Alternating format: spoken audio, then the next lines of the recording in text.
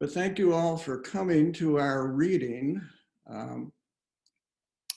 This is a reading from the 8 participants in a workshop that just completed. It was titled Making Art from Life, Writing Your Life Stories. And over the past 10 weeks, the 8 of us have been meeting over Zoom and exchanging stories and writing and having a good time. And working on a combination of memoir and fiction. Now, I have to explain a little bit about how those two go together. We're writing from our own experiences, but also giving ourselves as writers the freedom to expand on those experiences, to maybe invent dialogue if we need it. Because, you know, who really remembers things that happened 20, 30 years ago? Or at least we don't remember them exactly. So we're using some of the tools of fiction writing in order to make a more interesting story. And we followed a sort of chronological order from earliest memories right up until present moment. So you're going to hear stories today that really span the gamut of life experiences.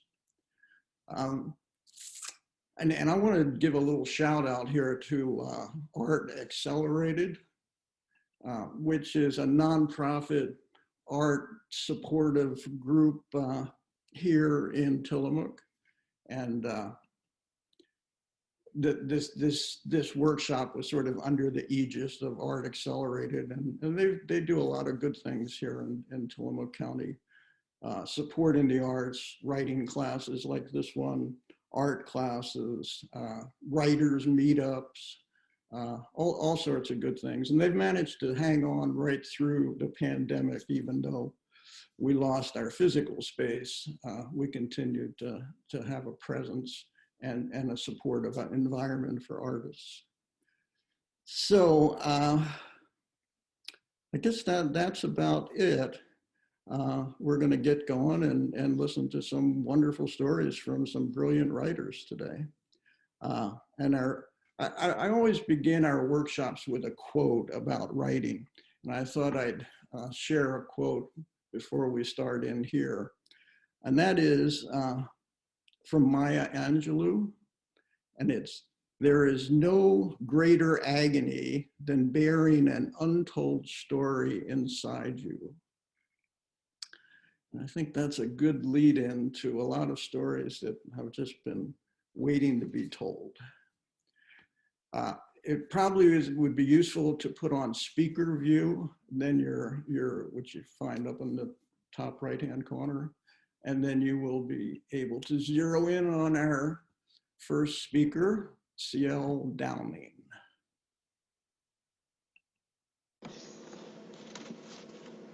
Hi, thanks for being here. This first one is called When the Eye Touches Down. My big sister Cassie pokes her head in my doorway with her significant look and says, "It's tonight." My mind is a blank. What is? She cocks her head and squints like I'm dense, shoots me an eye roll as she leaves. Since I turned 12, it just rains commotion, and I can make people mad without even trying. I know it can't have anything to do with my folks because they barely come home anymore. My mom doesn't even seem to like my brother Dalton any longer.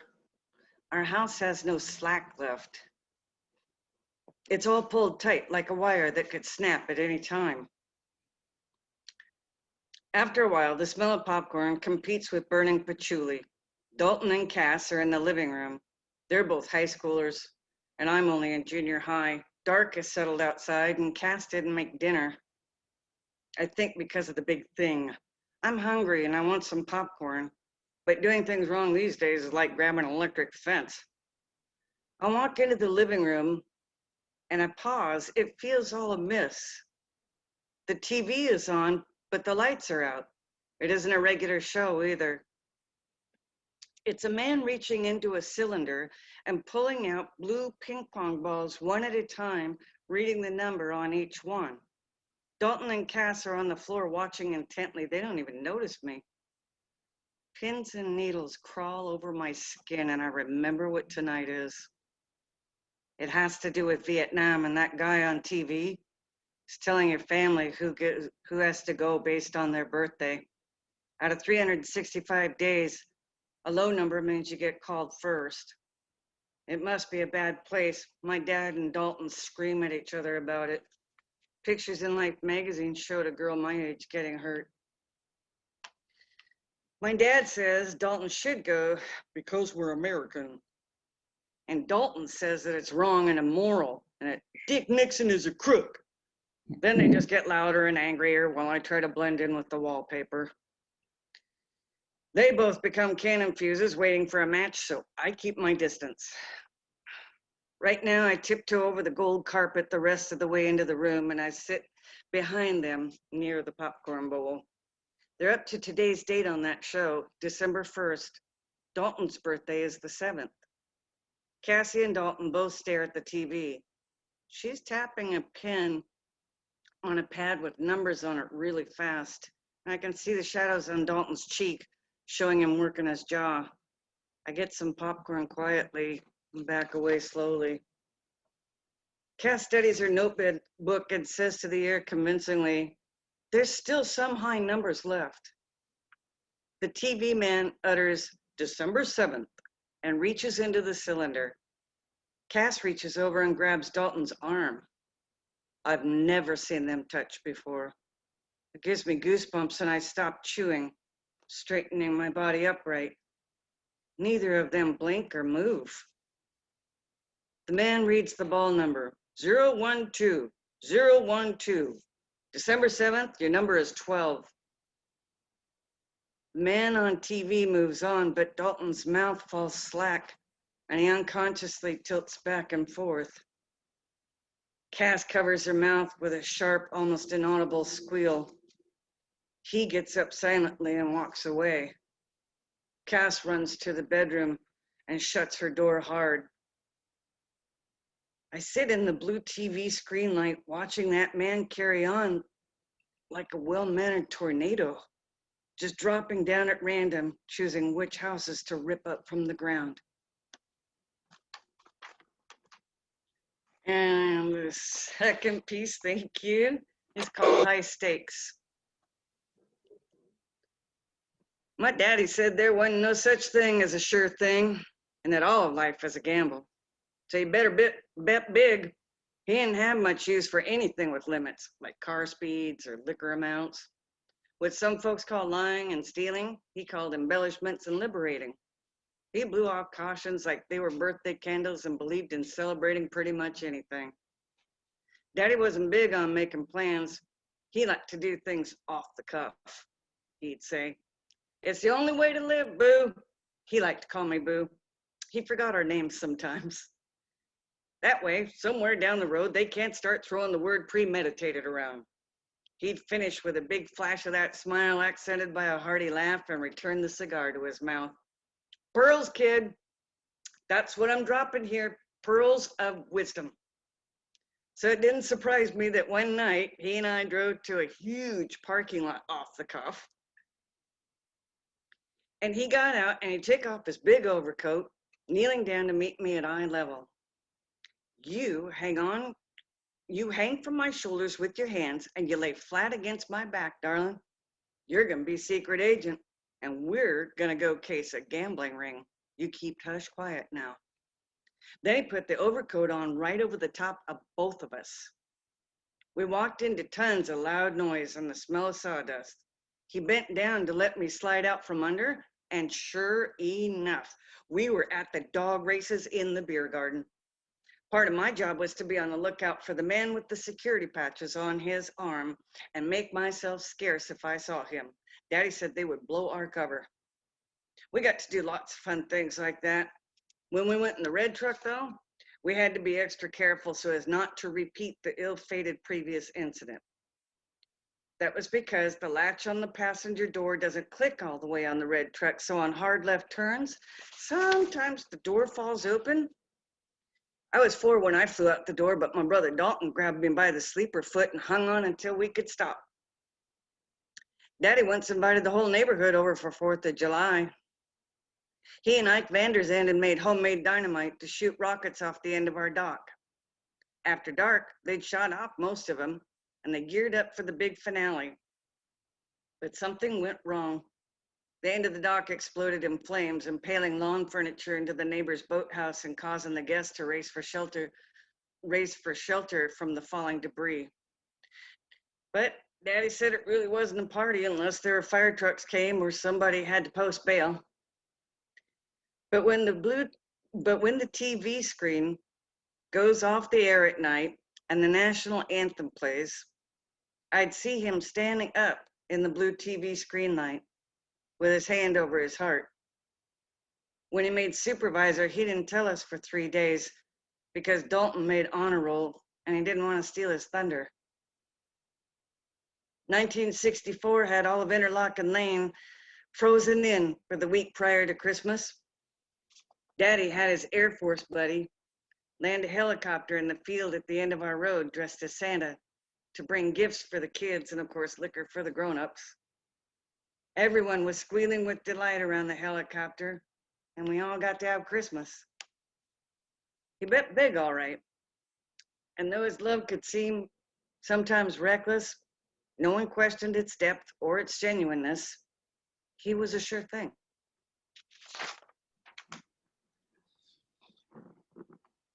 Thank you, Ciel. Since we're muted, it doesn't do any good to applaud, so we'll do our little jazz hands to show appreciation for the reader.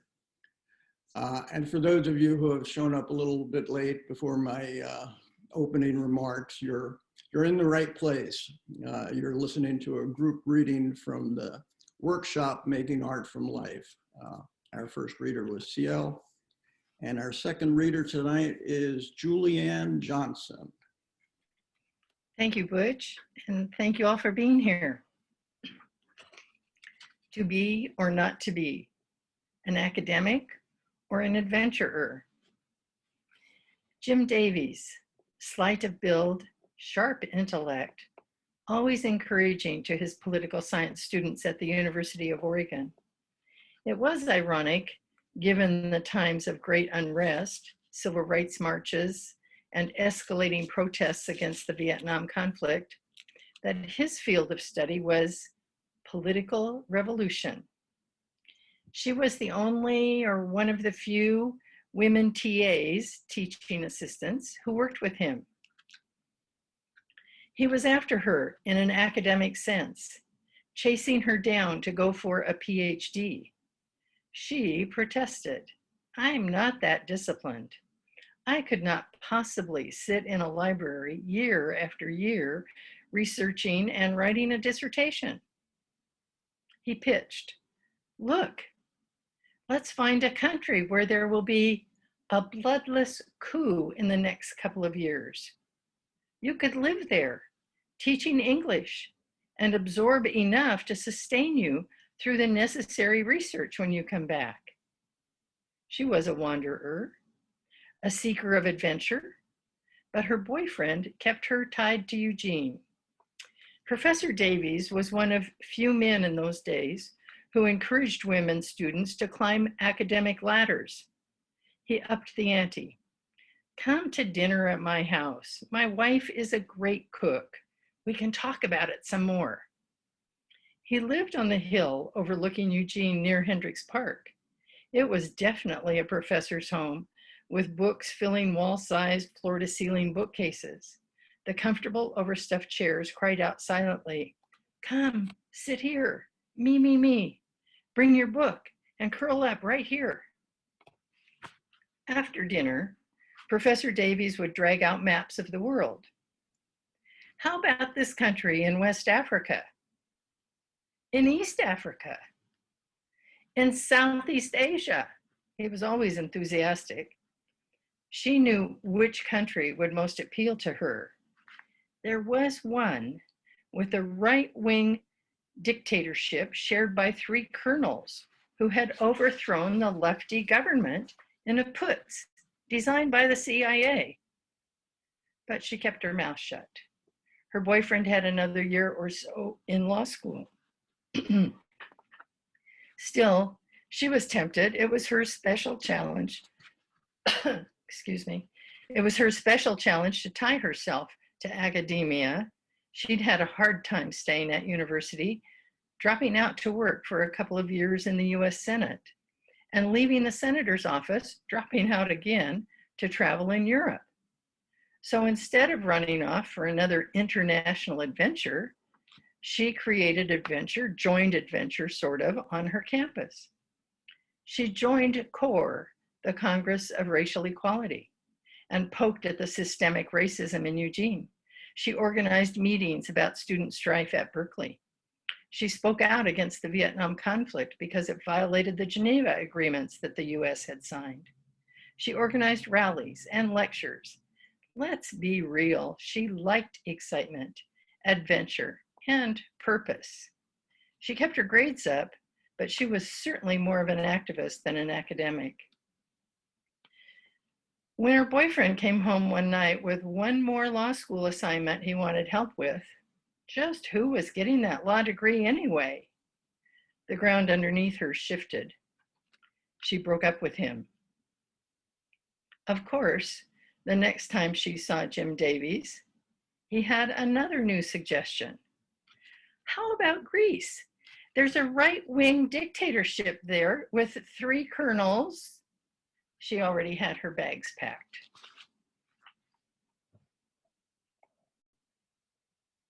Thank you. Thank you, Julianne. I think a lot of us can relate to some of those experiences. And our next reader tonight, Dori Bash. Mother's Day 2021. I went to see my doctor, and do you know what he said to me? "Oh, Mom, are you okay? Is anything wrong?" No, everything's fine. But I hadn't seen him for almost 3 years. And do you know what he said? He said, "I never forget you. I always remember you because you always dress up when you come to see me. You wouldn't believe some women come in their pajamas." My mother laughs hard and loud with her wide open grin and her nose wrinkled with glee. Her laugh, so spontaneous, contagious, and charming, sets all 3 daughters into fits of giggles. Today, she wears slacks and a satiny top with a pendant to complement the brown and beige tones. She lives alone in a cozy apartment in an independent retirement home with wings for assisted living and memory care if needed. She sold her car before COVID to one of her great-granddaughters and wishes she still had it. She loved shopping at Value Village, the local thrift shops, and the dollar store. Recently, I watched a television show where a 50-year-old mom wore weights around her ankles and put goggles over her eyes that blurred and dimmed her vision. She donned a weighted vest to stress her back and shoulders, all to understand how it feels to be in an 80-year-old body, to know what it's like to struggle to get into a car and out of bed, and how it plumb tires you out to walk a short distance.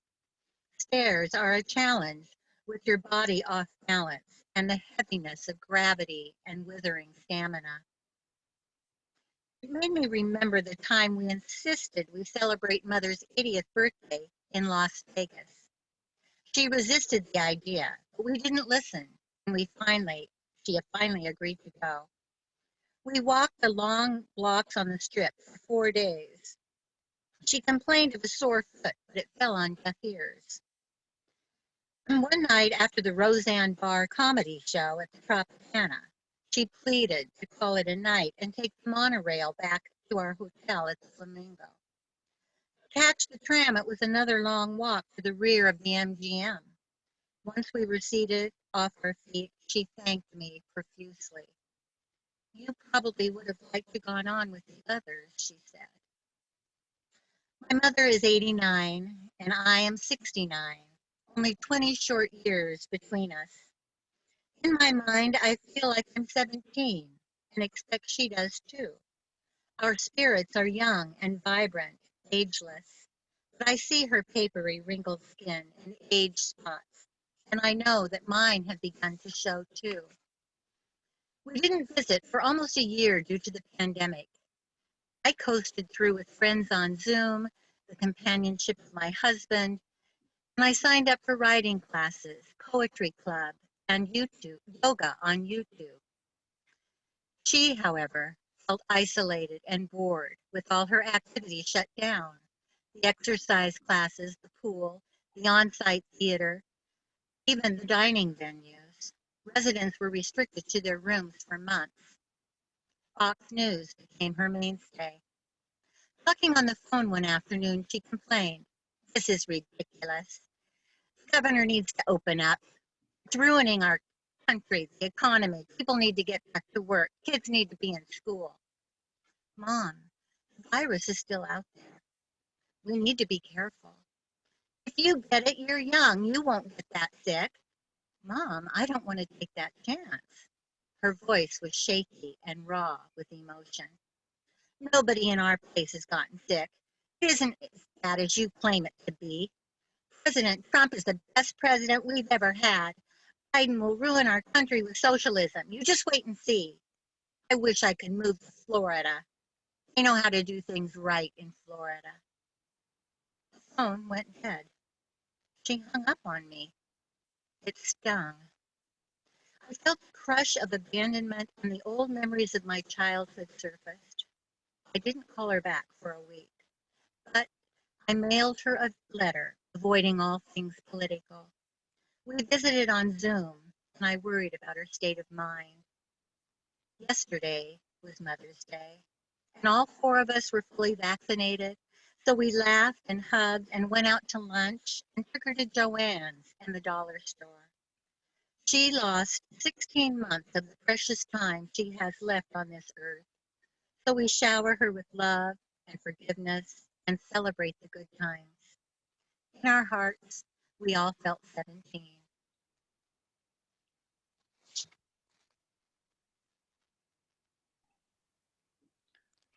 Thank you, Dori. That was lovely. A lot of the pieces that people read in our group sessions had to do with family relationships. Always a difficult thing, but good for stories. Our next reader, Sally McGee. Thank you, Butch. My piece is titled Willie Durant. The man I loved most was Willie Durant, the yard man in Granddaddy's big backyard.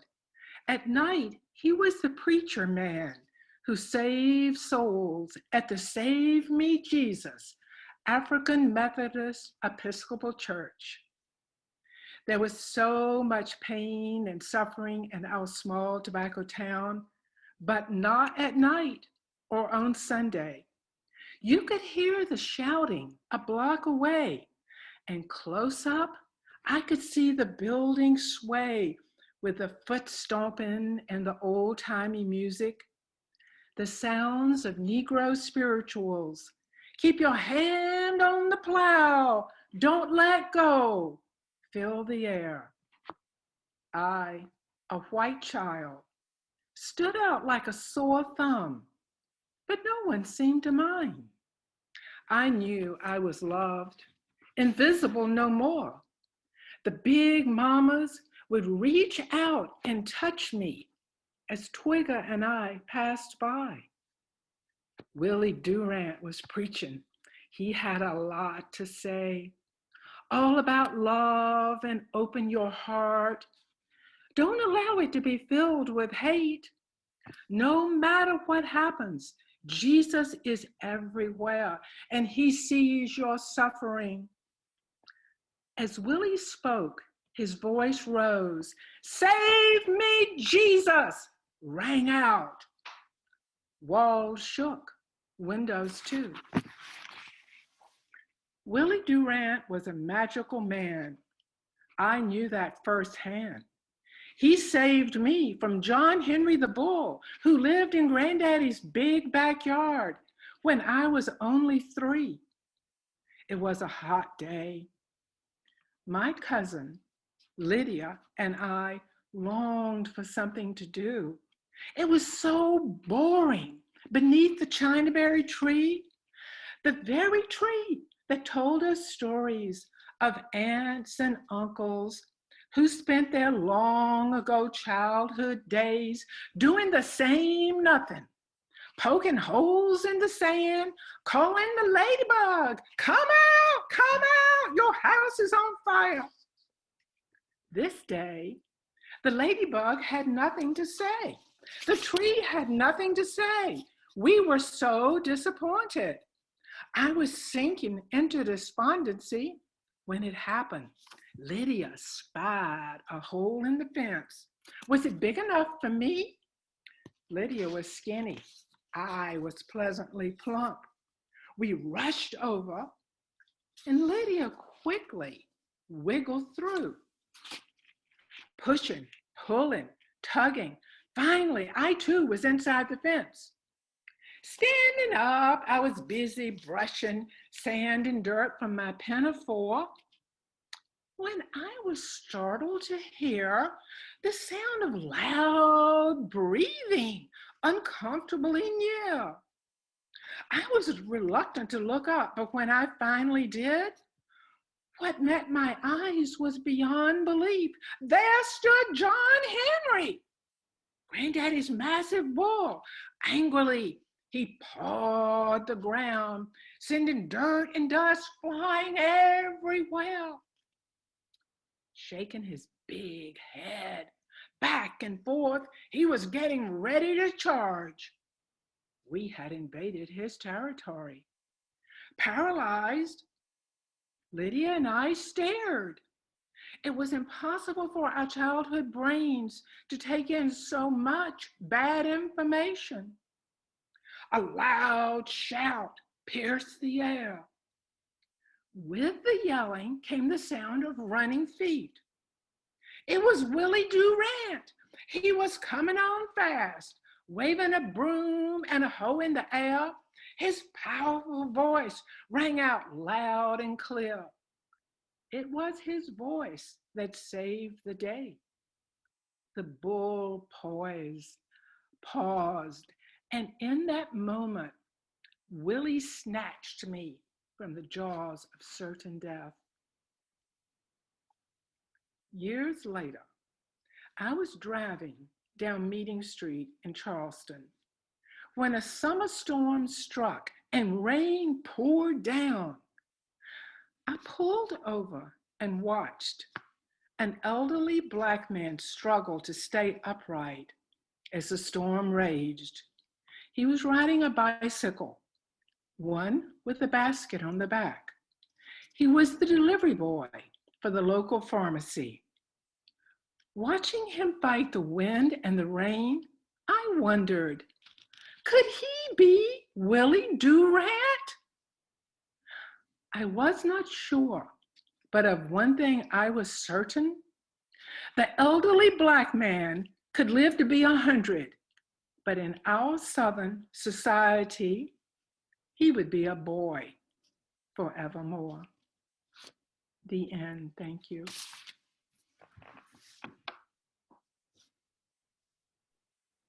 Thank you for that very lovely reading, Sally. We not only have great writers, we have great readers. And Rico Kramer is our next one. Rico.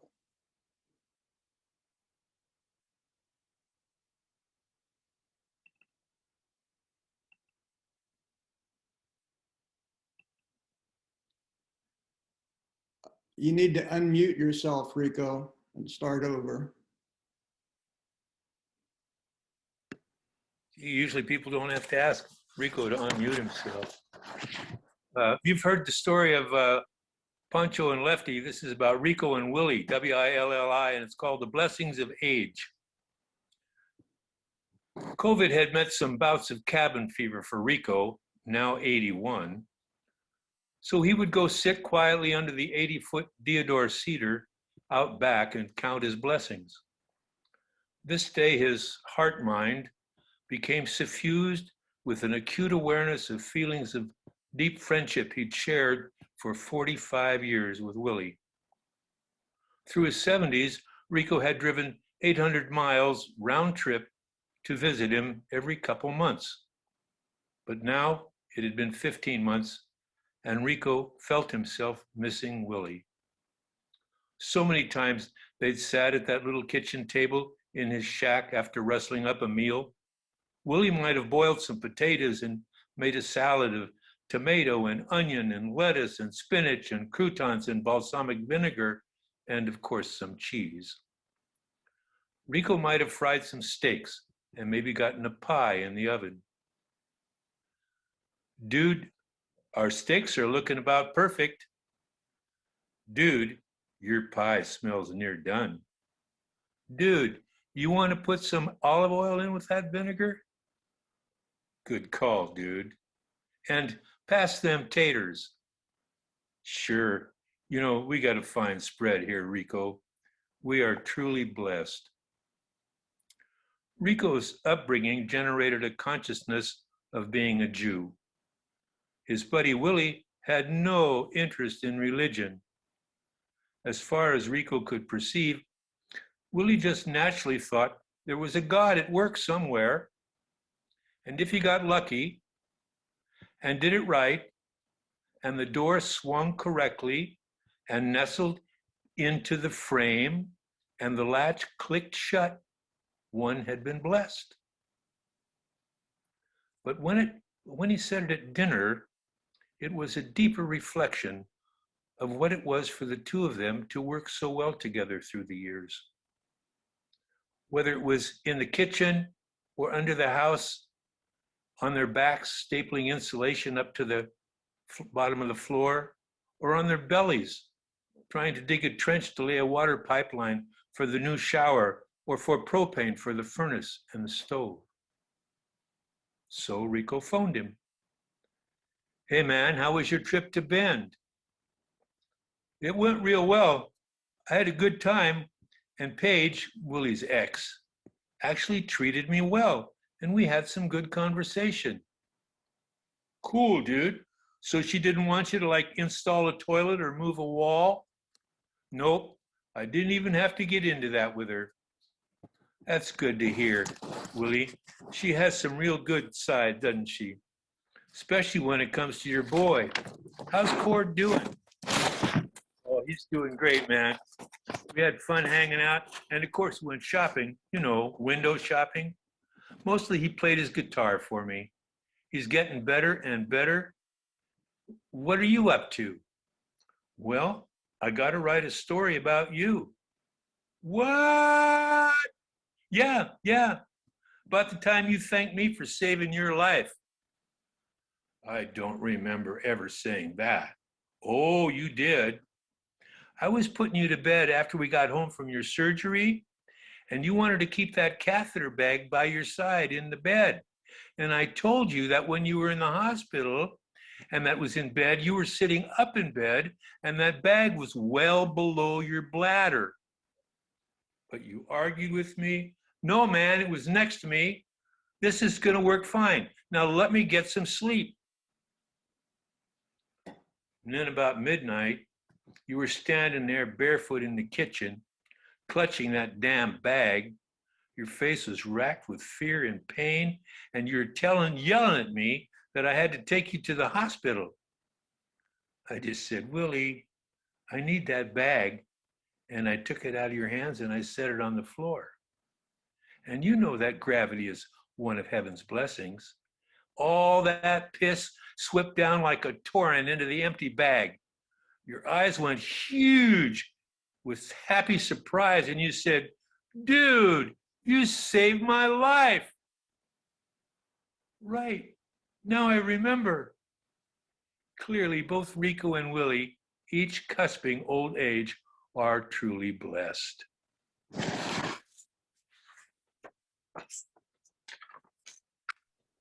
Thank you. Thank you, Rico. Nice work. And following up is Kitt Patten. Thanks, Butch. My first piece is Breaking Point. I only saw my dad cry once, and I made him do it, and it's on video. I've never been able to watch the video of that moment or any of the hours of video my brother and I captured of my dad before he died. 27 years it will be this Memorial Day, and I've only ever been able to watch a few seconds of that video before jabbing at the stop button. My dad explained away the early signs of his cancer, tiredness, new aches and pains, as just getting older. But he could no longer deny it when he started going numb in his feet, then his legs, then his torso. A large tumor was found pressing on his spinal cord, and in emergency surgery, he traded the tumor for a diagnosis of myeloma cancer. For a few hopeful days, it could have been solitary myeloma, but they soon found evidence of it blooming across his 57-year-old body. He had multiple myeloma. He had 2 more years to live, max.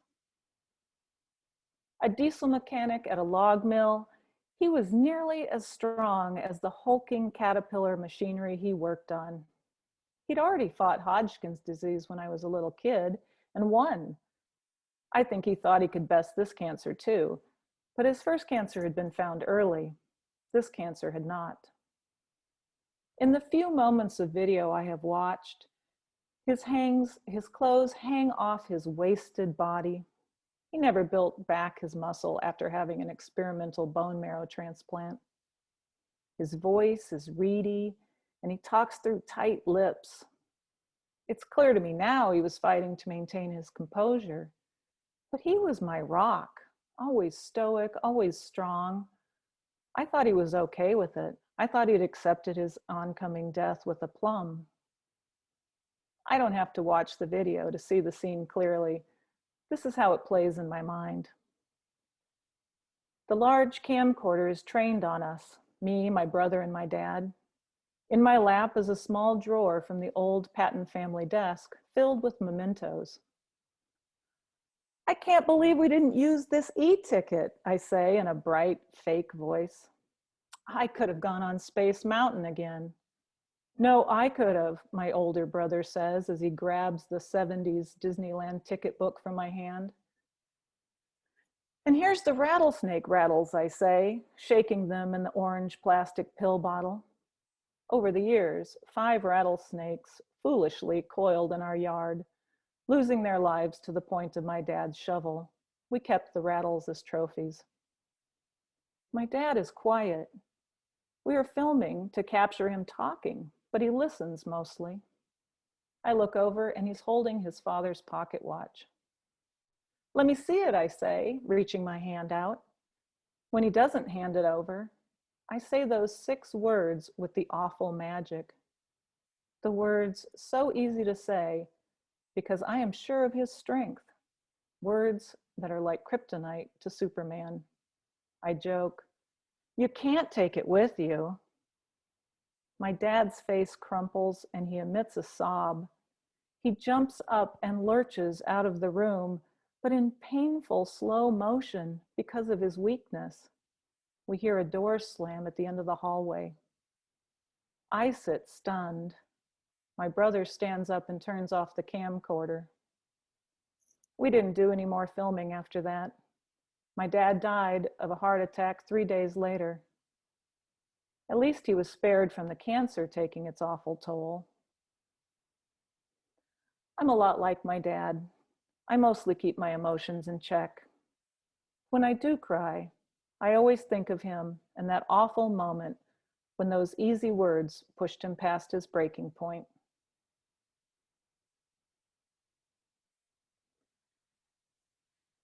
Church camp, 1979. We had 2 chances to be saved. First thing after breakfast each day and right before dinner. The church camp chapels smelled of thick wooden pews and damp forest, of campers away from their mother's washing machines, and of the fear of God. I'd been to camp the year before, so I knew if you had any chance of being popular in your cabin, you had to get a top bunk. To be popular with the counselors, so you could get away with more, you had to volunteer for KP duty. To be popular with God, you had to get saved by Jesus.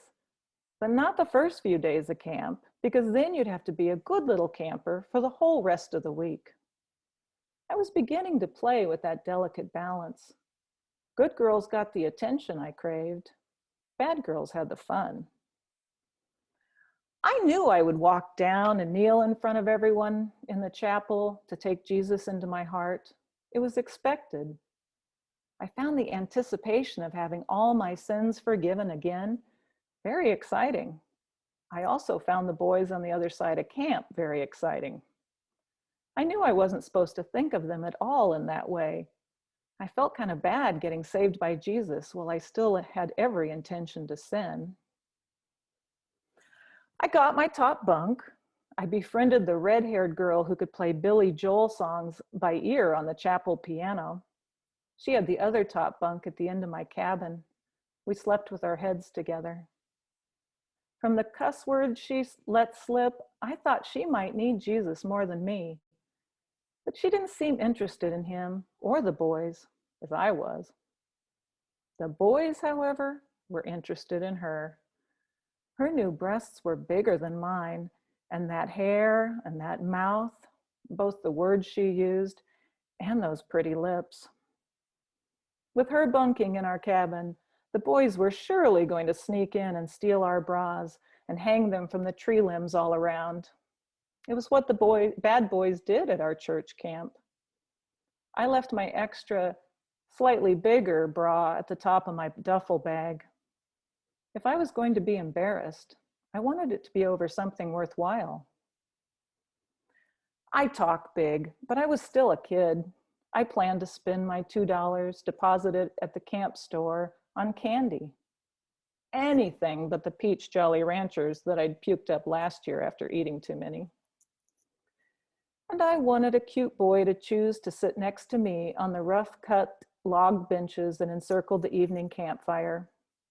I'd get saved on Thursday and be popular with God for the last few days. If I had a kiss to tell my non-Methodist friends about when I got home, all the better. In the end, my red-headed pal got the kiss. I got mosquito bites, Jesus, and a disappointed but clean conscience. Thank you.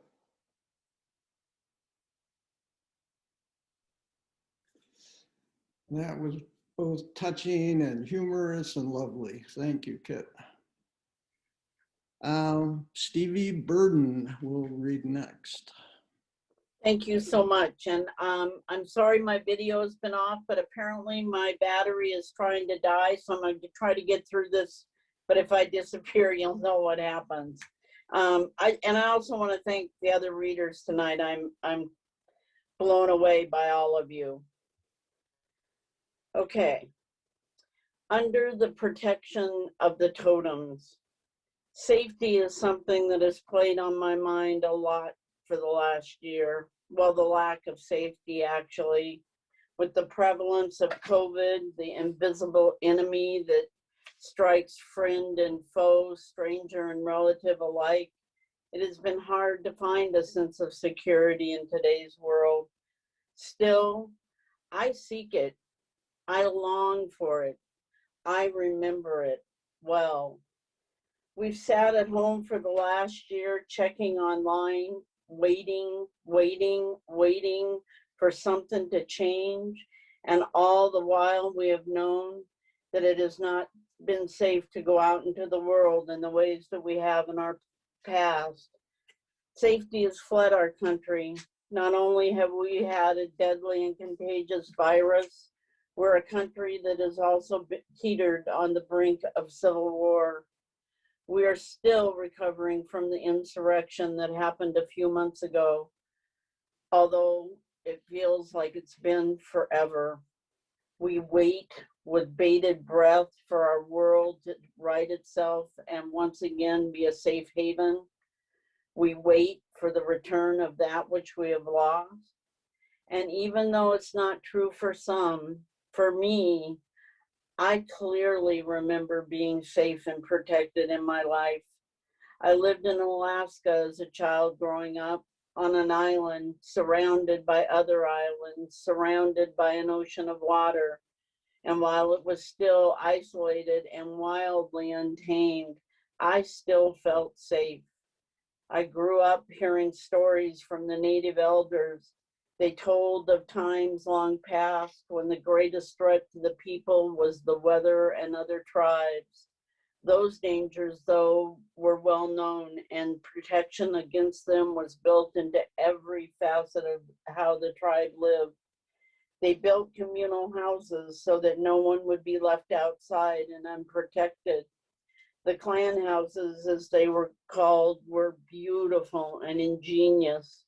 They were supported by finely carved totem poles, finely carved totem poles inside and out, and each had a purpose.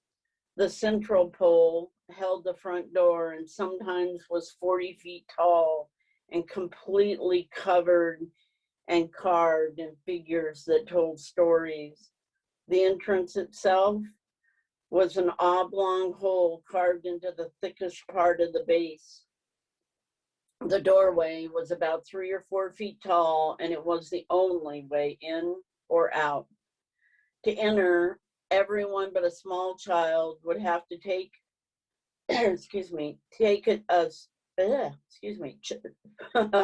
small child had to go up 2 stairs, bend over, take a step to get into the door, and then takes 2 steps down into the interior of the house. That way, you were bent over almost in half when you entered the interior. And when you got inside, 4 short totems with white faces painted to scare intruders held up the 4 corners of the roof and provided a fierce and watchful eye over all who entered. Back then, the tribes lived on a subsistence culture. They lived off what they could gather from the earth and the water. Survival was a demanding and constant companion. In order to provide for their families, the men would take their canoes out and hunt and fish along the other islands. Sometimes that meant they had to be gone for long periods of time, and the women would have to watch over the house, the gardens, the food, tools, fish traps, and children. It was then that the clan house with its single door showed its worth in metal. When the men were gone, the villages were subject to raids from other tribes in search of treasure, food, and slaves. So it was especially important that the women and children were able to protect themselves and their supplies while the men were gone. With that in mind, each house had a stack of heavy wooden sticks on either side of the only door. If an enemy tried to enter, they were quickly and soundly conked over the head by one of those big clubs. I used to go there a lot when I was growing up. It was the 50s, and much of our island was still surrounded by wilderness, ancient forests, and wild animals that roamed at night. So the totem house was the perfect place to camp. It provided a place out of the rain that was safe and warm. As a kid, I'd lay down next to the fire and feel the security of those walls around me. And I knew whatever enemies I feared that were outside in the dark could not get to me there. I slept many peaceful nights in its safety under the fierce eyes of those totems. And that That is exactly what I want today. A warm fire, a totem to look after me, and several large clubs on either side of my door. Thank you. Thank you, Stevie. And you lasted all the way through. I guess you may have figured out by now that I'm the instructor for this workshop. But really, with this group of people, I didn't have to do much instruction. And I had a lot of assistance. It was a production of all of us. I'm going to read a piece that I wrote for the group, Boys Will Be Boys. It happened at the Jersey Shore. My dumbass cousin Barry and I were going to the lifeguards ball. Don't ask me why. It's not like we had dates or anything. And I wasn't even a lifeguard. Barry was, even though we were both only 16 and too young for that job. But Barry was already shaving and had hair all over his body. So he'd been able to convince Louis, the lifeguard captain, that he was old enough to be a lifeguard. Now, the lifeguards ball happened at the end of every summer, and it was kind of a big deal. All the guards wore jackets and ties, and their dates wore sparkly dresses. There's all kinds of good-looking chicks there, Barry said. Maybe you'll even score. Then he laughed. Barry knew that I was still a virgin. He claimed that he'd been with lots of girls. I didn't know whether to believe him or not. Barry was always bragging. I don't know why I kept hanging out with him. All he ever did was try to put me down. Still, there was something about him that made me keep coming back for more. Maybe I just needed someone to talk to. You know, the world was still a puzzle to me, and Barry seemed to have the answers. At least he acted like he did. The first thing Barry did when we got to the community center where the big dance was being held was pull out a pint of cheap whiskey that he'd probably stolen from his father's liquor cabinet. He took a sip, then offered the bottle to me. I shook my head. I didn't like the taste of hard liquor, and I was already feeling very uncomfortable, looking around at all the handsome, muscular lifeguards and their fancied up dates. I wanted to get out of there. Come on, Butchie, Barry said, don't be such a pussy. So, yeah, I took a nip of the whiskey then. It burned going down. There you go, Barry said. I'll make a man of you yet. Eat shit, I told him. I felt totally out of place. I quickly scoped out the most secluded corner to hide in while I watched Barry as he darted around the dance floor, poking his fat head into one group after another. Knowing my jerk-off cousin, I knew he was making what my mom would call inappropriate comments. The other lifeguards glared at him, but Barry didn't seem to notice. Every once in a while, Barry would remember that I was there and saunter over to my corner. Get out and circulate, little man. Do some dancing. Show us those Philly moves. I don't see you dancing, hotshot. Barry doesn't dance. Barry is a lover, not a dancer. Why don't we get out of here, I said. There aren't any single girls anyway. Yeah, that's what you think. We don't belong here. I'm leaving. That's when Captain Louis saw us. He sauntered over and pointed at me. What's he doing here? Lifeguards and their dates only. Louis was a big guy with huge shoulders that threatened to tear his suit jacket open. But I didn't feel scared of him. Maybe it was the liquor. I looked him right in the eye and I said, well, I guess I'm Barry's date then. Louis snorted a laugh. Yeah, you look like his type. Barry pushed me in the chest. Shut up, punk. I pushed him back, hard. And before I knew what was happening, Barry and I were swinging away at each other. Louis didn't even try to stop us. A crowd gathered around. I could hear them laughing and cheering. Barry outweighed me by more than 40 pounds, but I was holding my own, I thought. I even got in a solid right to my cousin's nose and was pleased to see blood spurt out. "That's enough," Louis finally said, and grabbed us both by our arms. "Party's over. You two get the fuck out of here, now." He pushed us roughly toward the door. We sidled out of the room as the rest of the guards chuckled and went back to their dancing. Outside, I looked at Barry as he held a handkerchief up to his bloody nose. "You were right," I said. "That was fun." Thank you. So that is the end of our reading. The best for last. Thank you. But I don't think it's true. If anybody has any comments or questions that they'd like to ask, we could have a moment for that. Raise your hand if I see you, or just unmute yourself and talk. No?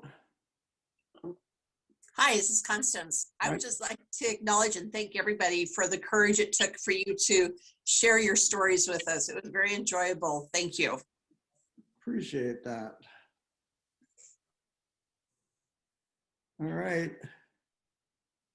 Butch, I have just one quick thing. I'm the one that kind of got everybody doing what Butch refers to as jazz hands. But just so y'all know, that's American Sign Language for applause. And so I just wanted to say, well done, everybody. And I'll never call it jazz hands again. You can call it whatever you want, Butch. All right. This was a great group. I loved working with them, and hope we can do it again. Thank you all for coming and spending the evening with us. Is there time for a question? Oh yeah, absolutely. Do you have a theme or other kinds of framework that you use when you're writing a story?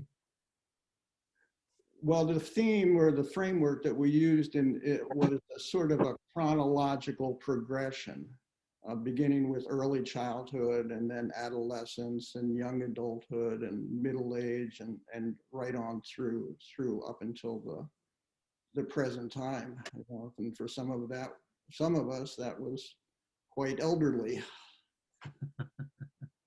But we worked each session to give feedback to each other. We would read pieces from assignments that I had given, and then read them in the group, give feedback to each other, working towards polishing each piece, which is what you heard tonight, was some of the best polished pieces. Although every participant probably came up with I don't know, 6, 7, 8 or more stories over the course of this workshop. The other question I had was, how did you get started? How did it get started? Well, I've been running workshops like this for quite some time, but this was sort of a unique one in that it tried to combine both short story writing and memoir writing. And it was done through Art Accelerated. That's sort of the overarching organization here, which is a nonprofit out of in Tillamook. Thank you. Sure. All right. Other questions, comments? Well, again, thanks everybody. Thank you for the comments. Yep. Thank you. Bye. And Butch, it's been a great ride. It has indeed. Thanks everybody for coming and listening. Thanks to my friends who showed up and to everybody else's friends who showed up. Now you can go to bed. Thank you, everyone. I really enjoyed it. Thank you. Thank you. It was a wonderful turnout too. Thanks for that.